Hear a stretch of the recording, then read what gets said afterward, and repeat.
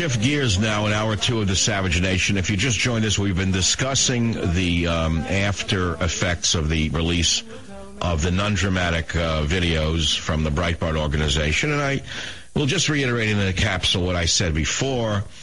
Why invent controversy when it does not exist? There's enough controversy, corruption, and plain foolishness in what this administration has done, is doing, and will do, that you don't have to invent it.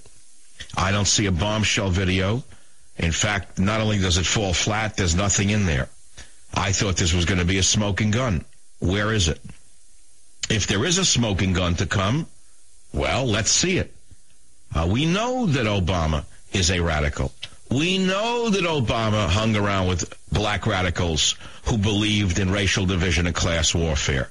We know that he got into Harvard Law School based on affirmative action. So who would you expect him to hang around with? Who would you have expected him to hang around with at Harvard at that time? Black radicals like Ogletree and Bell? Or would you perhaps have thought that he would have wore a yarmulke and danced the horror with those at Hillel? Be realistic about what this is. It's nothing. It's a tempest in a teapot. And all it does is undermine those of us who know exactly what this administration has done and is doing. Today, for example, to show you how radical and how foolish they are, they lobbied around the clock and they defeated the construction of the Keystone XL pipeline, which would bring oil, very, very badly needed oil, from Canada all the way to the Gulf of Mexico to one of our refineries. Now, what president in his right mind would want to do a thing like that? What party in their right mind would want to stop the transportation of such sorely needed oil from Canada to the United States of America, when instead Canada is going to send it by pipeline to Vancouver and ship it to China? That unto itself is an impeachable offense, by the way, in my opinion. And everyone who voted against it should be thrown out of office. But we don't live in rational times, do we? We don't live in reasonable times, do we? And one of the reasons is that they're very smart, these Fabian socialists. First, they took over the journalistic organs by getting control of the admissions at journalism schools. They admitted only the stupid, the slow, and the outright revolutionary. Consequently, they could mold them like putty. And they have, haven't they? That's why the newspaper business is dying.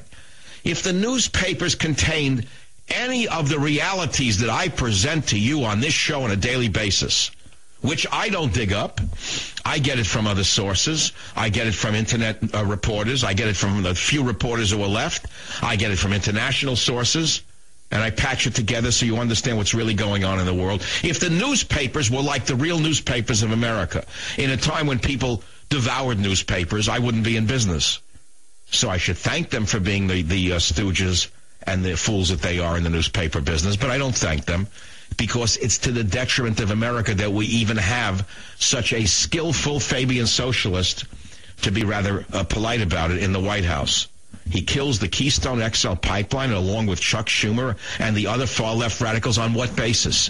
Do you actually think Chuck Schumer cares about the environment? Do you think that goon from Brooklyn has ever taken a walk in the Adirondacks with a backpack on? Do you actually believe a word that comes out of his mouth? Charles Schumer, an environmentalist, he cares about the Keystone Pipeline because he wants to preserve the pristine environment of North Dakota. Are you serious? So why would Obama kill the Keystone Pipeline? How does that tie into his radicalism? Why does he give money to Brazil to drill to build an oil storage plant in the Gulf of Mexico area? Why does he give Soros giant amounts of money to help oil exploration in Brazil while killing it here in America? Well, you have to ask yourself the question of why you don't even know about it. Ask yourself why the average moron walking in the streets doesn't know about this. Ask yourself the next time you're in a gas station why the average moron who's paying $4, $5, $6 a gallon doesn't understand it's directly tied to Obama's corruption and incompetence. That's what you have to ask yourself. The reason is the newspapers. So first they got control of the few journalism schools in America. There aren't too many. I think there's only 3 of them that I know of. And each one of them is run by a far-left, radical, incompetent fool.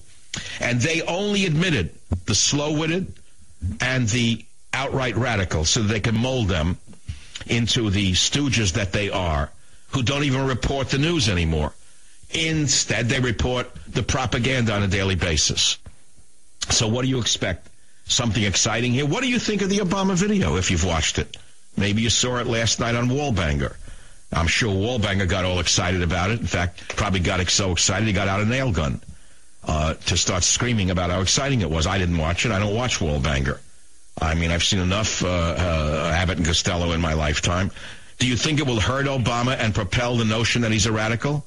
Do you think it's a joke and it's nothing noteworthy in it because nothing happens in the video as I do? Or are you amongst those who say, I don't even know what's in the tapes even though I watched them? 1-800-449-8255, michaelsavage.com. That's the main topic.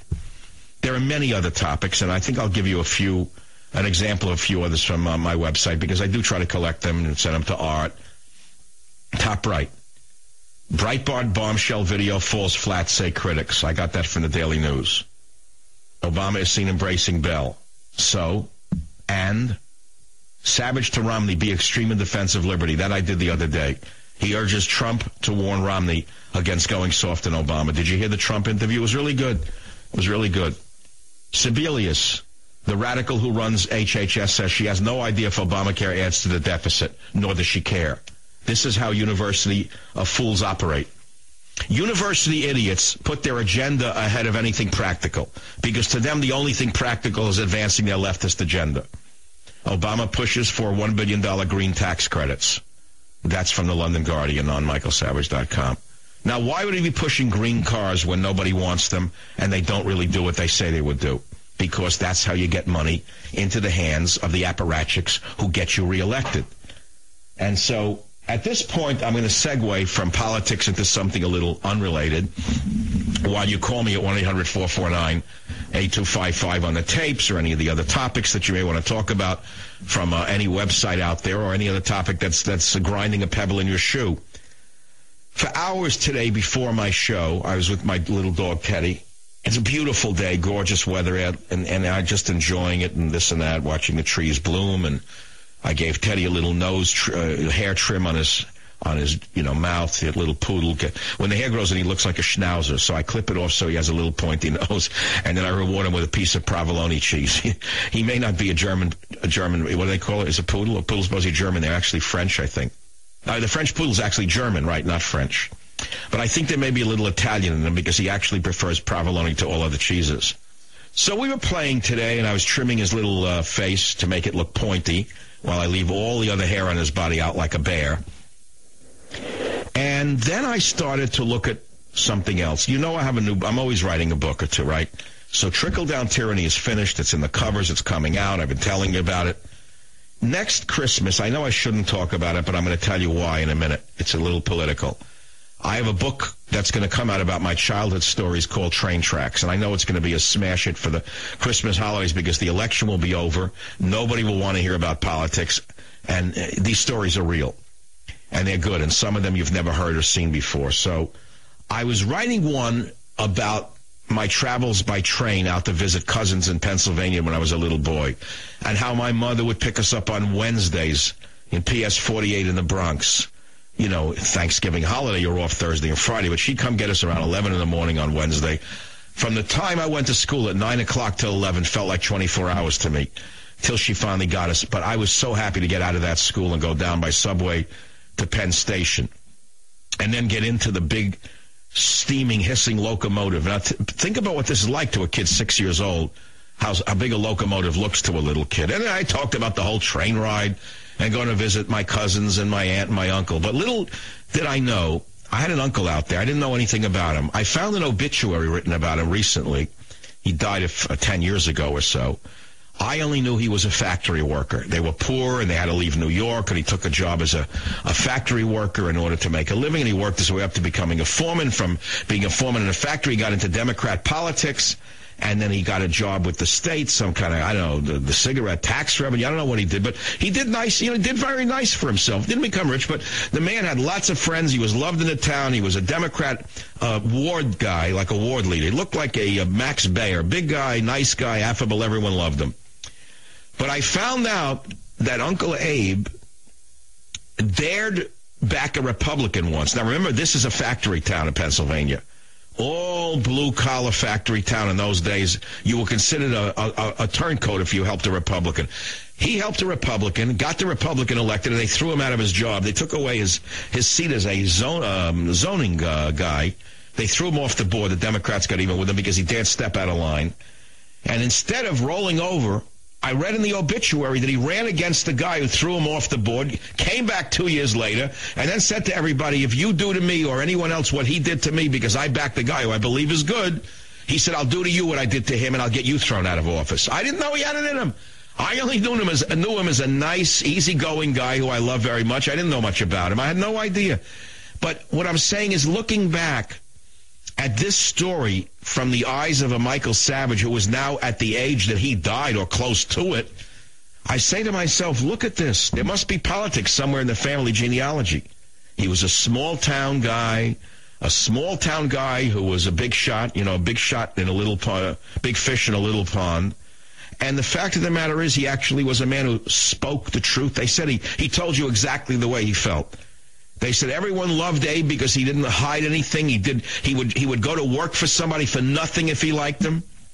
If anyone came to him for anything, he would take the money out of his pocket. He'd turn his pockets inside out. So I said he was probably a wonderful guy. And they dared back a Republican in that little factory Democrat mill town, and they threw him out of office, but he fought his way back.